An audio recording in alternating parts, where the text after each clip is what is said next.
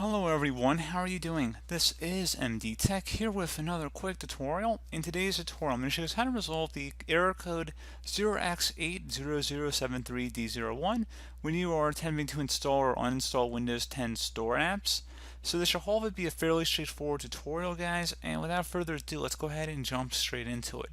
So first thing I recommend doing would be to open up the Start menu, type in Troubleshoot.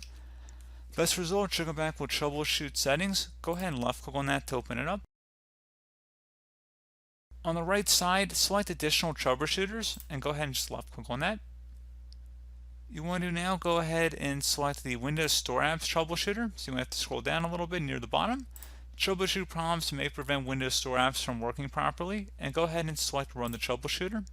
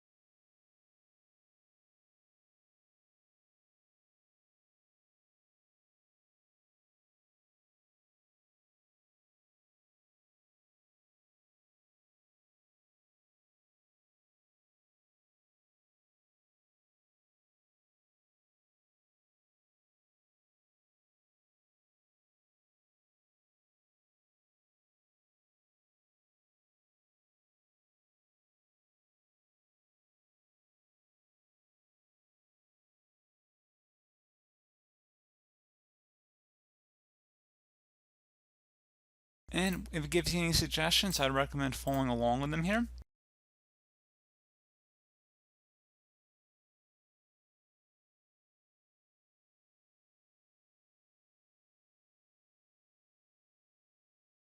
And once you're done with just closing out of here, restart your computer, and then hopefully I should have been able to resolve your problem.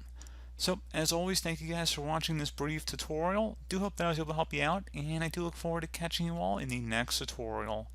Goodbye.